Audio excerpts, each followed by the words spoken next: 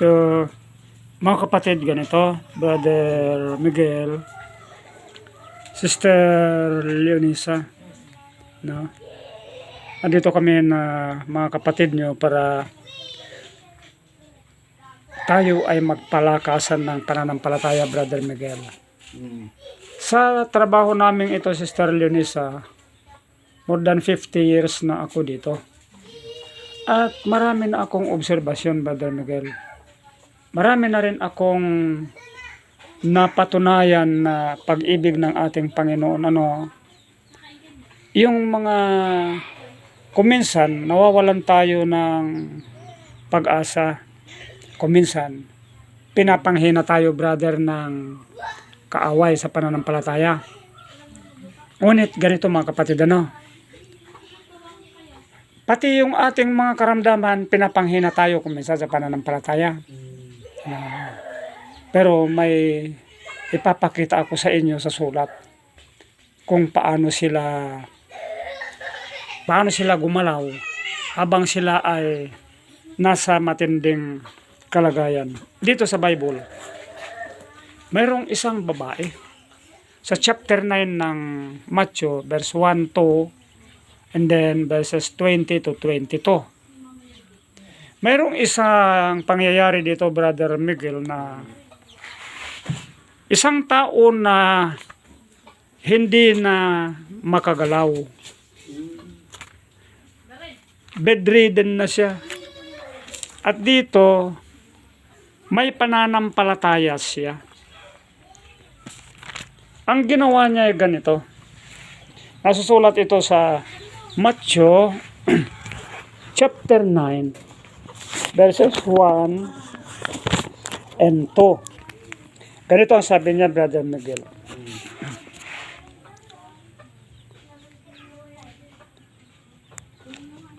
Nang si Jesus ay pumasok sa bangka upang tumawid at pumunta sa isang lugar. So dito ngayon, nung makita siya o nung malaman nung mga tao, lalo na yung isang tao na may sakit, ganito ang ginawa niya. Ang may sakit na ito, hindi na makagalaw. Ilocano kasi itong Bible ko, basahin ko sa Ilocano. Ket simrek na Jesus iti barangay bimalasew, ket simrek iti ilina, kumuwi sa kanyang bayan mismo. At narito, dinala sa kanya ang isang taong hindi na makagalaw, nakahiga siya sa higaan. Nakakapagtaka na ito dahil isang tao, hindi sinabi dito kung gaano katagal na ng ganong kalagayan. Ngunit, yung kanyang mga relatives naman, or mga kapitbahay, mga kaibigan, ito naman ang kanilang ginawa, dinala nila yung lalaking yon kay Jesus. And then, ito na. At narito, dinala nila sa kanya ang hindi makakilos na nakahiga sa higaan. At nang makita ni Jesus ang kaniyang pananampalataya, sinabi niya sa hindi makagalaw, "Umasa ka, anak. Ang iyong mga kasalanan ay medyo malabo kasi yung palanan ko. Umasa ka, anak," sabi niya. Pinagaling ka ng iyong pananampalataya. Makita mo, dito, Brother Miguel, kailangan na maramdaman natin, Sister Leonisa, ang kapangyarihan ng ating pananampalataya. Isang babae naman ito. Ito ang lalong nakakamangha. Ganito ang nangyari. Mula sa Marcos, chapter 5, punta tayo sa verse 26. Meron ditong isang babae, Brother Miguel, na dinurugo 12 years. 12 taon na dinurugo, Sister Leonisa. Ang sabi dito, at kaniyang tiniis, ang kaniyang karamdaman at inubos niya ang kanyang kayamanan sa pagpapagamot. Ngunit walang pagbabago, kundi lalong lumala. So, kumbaga noon, may mga doktor na rin noon, may mga gagamot na rin noon. No? Sabi niya dito, inubos niya yung kanyang kayamanan. Kayamanan, sabi niya, kaya maaari, may yaman ito. Ngunit hindi gumaling. Ngayon, ito. Nang marinig niya na si Jesus, ito na, nang marinig niya na si Jesus ay maibigin at nakahandang tumulong sa lahat ng nangangailangan, ito na. So, nakisama siya. Nahirapan ako sa pag-translate kasi kung minsan Tagalog. Yeah. Sumama siya sa karamihan, sa likod ng mga karamihan, at pinagsikapan niyang hipuin ang damit, no, ng ating Panginoong Hesus. Pagkat iniisip niya, kung mahipo ko lamang yung kanyang damit, gagaling ako. Kita mo na. Hindi niya sinabi niya, pagagalingin niya ako. Hindi. Mahipo ko lamang yung kanyang damit, gagaling ako. Ayan.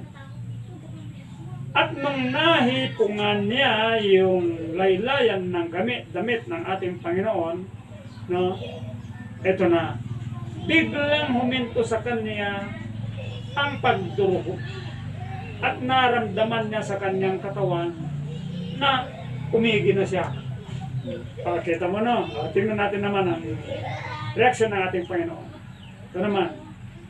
At si Jesus naman, sabi niya no, na kanyang nalaman ang ginawa ng babae, hinarap niya siya. No? At sinabi, sino ang humipo sa aking damit? Gusto ng ating Panginoon na yung babae lumantad upang ipakita sa mga tao. No? Sino ang humipo sa aking damit? Sa yung kanyang mga alagad, ang dami-daming tao. Nahihipo nila. Tapos sasabihin mo sino humipo. Hindi mayroong humipo sa aking damit. Alam niya. Ngayon, ito na yung babae. At ang Panginoong Hesus ay tinuloy niya na pinagpatuloy niyang hanapin kung sino yon. Gusto niyang makita dahil sa karaming tao. Ngayon, ang babae na natatakot at nanginginig, alam niya yung nangyari sa kanya. So pumunta na siya at nagbow siya. No? And then, ipinagtapat niya kay Jesus ang nasa kanyang kaisipan at ang kanyang ginawa. At ang sabi ni Jesus ito, anak, nasabi niya, ang iyong pananampalataya ay pinagaling kanya. Hindi niya sinabi, pinagaling kita. Ang iyong pananampalataya ay pinagaling kanya. Sabi ito yung Brother Miguel, sana huwag mong payagan kapatid na iyong karamdaman mong yan, pigilan ka niya upang sambahin ang ating Panginoon. Ako bilang kapatid mo o kuya mo, aming kapayo ko sa iyo, kapatid mo. Hanggat makaya mong pumunta dyan kasi mula dito ang ganyan, mga 250 meters lang yan. Lapit lang. Lalo may motor pa, pwede sumakay. Brother, huwag mong payagan bilang kuya mo, brother. Ang may papayo ko sa iyo, huwag mong payagan anumang bagay. Nahadlangan ka sa pagsamba sa ating Panginoon. Huwag. Kasi karanasan namin ito mga kapatid.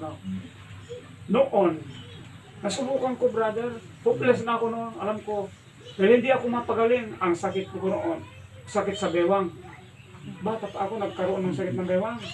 Ang mga 30 years old pa lang yata ako. Hanggang umabot ako ng 50 years old, sir. No? Ngayon, nagtrabaho ko sa ospital pero hindi nila magamot. Binibigyan lang ako, alam ko, binibigay lang mga pang pain reliever lang. Dahil matagal yun na naging sakit ko, sari-saring gamot, hindi ako gumaling. Ito lalo akong nanghina noon, parang tinatamad na akong magsimba dahil may karamdaman ako. Ngayon, habang nagbabasa ako, nakikita ko nagbabasa ako ng mga tao. Sabi ko, kung ang mga taong ito yung nagawa nila, bakit hindi ko gagawin? No? So, alam mo brother, minsan may dumating na kaibigan namin. May dala siya na nakasasay. Yan, no?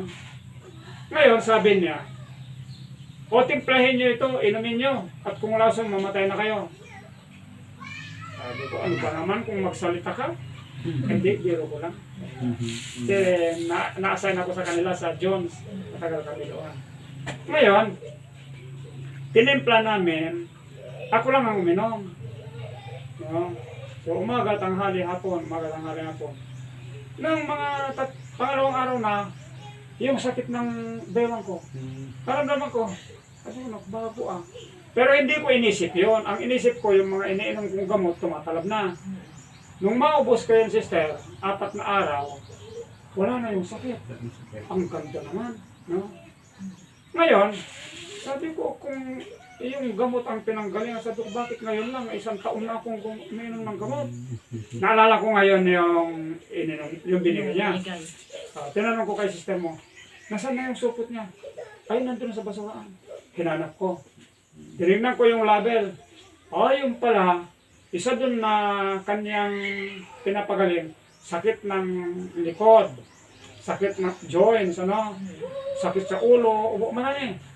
Ay, sabi ko, ito yung naging dahilan para, ano ko. No? So, sabi ko, salamat Panginoon, ano. Unexpected na nag-utos siya ng tao upang magbigay ng ganon. So, nung nakilala namin yun yung palagi namin iniinom, binibili. Mula noon, sister, hanggang ngayon, 73 na ako, wala akong nararamdaman na ako. Kasi pag bagyang may nararamdaman ako, umiinom kami ng ganon. Na, yung ganon. Kaya ganito, brother. May mabili sa parmasya. Kaya ang dito ko rin masakit. Kaya na baro meron yung ano sa labat ka mo. Kalabas na. Oo. Doon sa kwan. Oh, sa labat maski dito. Church Mart maski sa kwan Baka may meron. Church Mart dito sa Alicia. Hindi ko po alam kung mayroon dyan. Baka meron. Yung salabat powder na yon. Powder. Sa labat pa. Oo. Parang ng timplahin Thailand mo yun. din ng ano, parang kape mo din yun. Kung hindi naman, doon sa sanitarium may tinda sila. Mga 80 pesos yata yung isang sachet niya. Malaki na. Bote. Hindi, parang Sachet. nakapak yata. Ay, nakapak. Iba ang kwan pinanggalingan yun.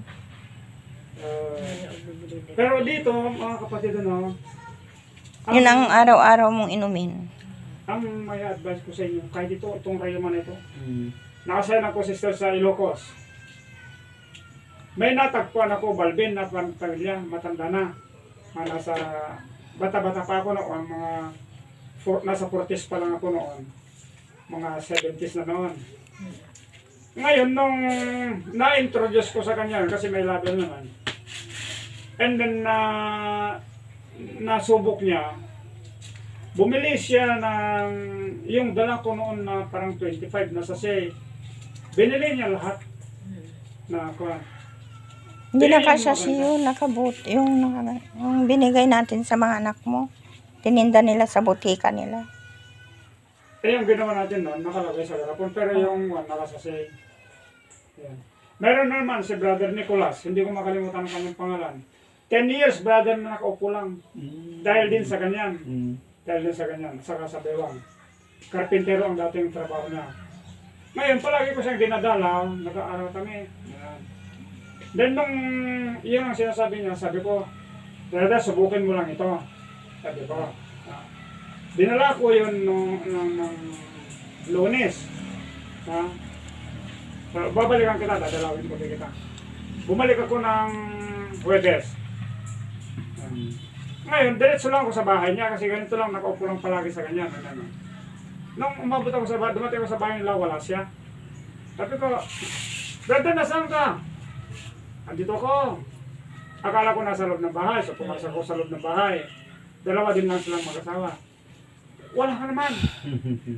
Sabi ko, andito ako. Sabi niya. Di lumabas ulit ako. Ngayon, sumigaw ko, nasaan ka ba? Nakita ko may hagdan na nakasandal dyan sa atip. Ganito din lang, mababa yung bahay niya. Pag nandito ako sa Sa taas, taas. sabi ko, nandiyan ka na sa taas. Oo.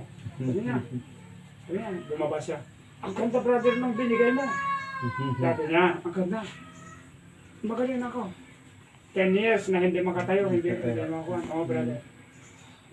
Pero yun ngayon, yung mga nasa hospital, taga Biskaya yata yung gumagawa. Adventist din yung gumagawa nun. Meron dyan sa hospital. Ngayon, sinubukan na rin, gumagawa na rin kami nung kaya mahirap gawin kasi dahil magkudkod ka ng luya, pigain mo, lutuin mo ng matagal. No? Yung mga 5 kilo na gawin mong luya, tapos pigain mo, dagdagan mo ng konting sugar. Mga 5 oras mong lulutuin. Trabaho. Kaya matagal. Kaya nakakatamad ng gusto. Pero ganito, Sister Leonisa, Brother Miguel, ang may papayo ko sa inyo, mga kapatid, huwag mong payagan, Brother Miguel, na itong nararamdaman mo ito, pigilan ka niya. Huwag, kapatid, dahil ito, marahil ito ay isang pakana din yan ng Diablo para magkaroon ka ng pagliban sa pagsamba sa kanya. No? Huwag mong papayagan. Ano man, ako kita mo itong mga sumasampalataya dito. Itong mga sumasampalataya dito, brother. Ang kanilang pananampalataya ay talagang napakatatag yung kanilang pananampalataya. Kaya pinatunayan naman ng Panginoon sa kanila na ito no, sila dahil sa kanilang pananampalataya, sila ay nanindigan ng katotohanan. Kahit sila ay napakahirap ang kanilang mga buhay, no? Kahit sila ay ito, ibasa ko sa Ilocano. Nakaintindihan ng konting Ilocano? Dagiti babae inawat da, dagiti minatay da, babae ti panagungar. Yung mga babae, may mga namatay na ng mga anak nila, pero dahil sa pananampalataya, tinanggap nila uli ang kanilang mga anak na nabuhay. Dahil ito. So, ang mga ayon, hindi na-record sa Bible, pero dito nakita natin na dagiti babae, inawat da, dagiti may natay da. Babae, iti panagungal. Hindi na nila sinabi kung sino ang bumuhay sa kanila. Kung sino yung taong gumawa ng ganon, no? Pero sa kanilang pananampalataya. Ito. Ang mga iba naman dahil sa kanilang pananampalataya, kahit na ano ang kanilang naging kalagayan, no? Kahit na ano ang ginawa nila sa kanya, hindi nila pinabayaan na magkaroon sila ng or mapalayo sila sa Panginoon. No? Ito na. Kahit may persecution sa kanila. Ito, naubor da, naragadi da, nasuot da, no? ng iba't ibang mga pagsubok. Ngunit sila pa rin ay nanatiling matatag sa kanilang pananampalataya. No? So, nagalala dahil sabihin, palipat-lipat sila sa kanilang mga tirahan. Dahil may persecution dito noon. Mas matindi mga kapatid kung darating yung persecution. No? Kasi yung persecution, saan ka man pumunta, hanapin ka ng mga papatay sa'yo. No? Hanapin ka dahil kung order na yan, kahit saan ka magtago, hanapin ka nila. No? Paano nang gagawin natin, mga kapatid? Ang mga pangyayaring ito, tulad mo ngayon, mga pagsubok ito sa pananampalataya, Brother Miguel. Huwag mong pabayaan, kapatid, na manghina ka. Huwag. Kasi pag lumiban ka, no, mas madali ka na niyang hikayatin. Mas madali na rin niyang hikayatin ang mga kasambahay mo. Dahil si Papa nga ganito. No? Pero pag nakita nila, brother, na habang hindi ka nakakalakad, sabi mo, alalayan niyo ako, gusto kong pumunta sa church. Gusto kong sambahin ng Panginoon. Lalong titibay naman ang pamilya mo, brother. Kasi ikaw ang puno. Kailangan magpakita ka, brother, ng kasigasigan. Katatagan ng pananampalataya, brother. No? Ito ay payo ito ng kuya mo, ang kapatid mo, brother. Ang pagparito namin upang palakasin namin kayo sa inyong Panginoon. Bigyan namin kayo ng pag-asa sa mga bagay na parang nangihina kayo o nalulupay kayo.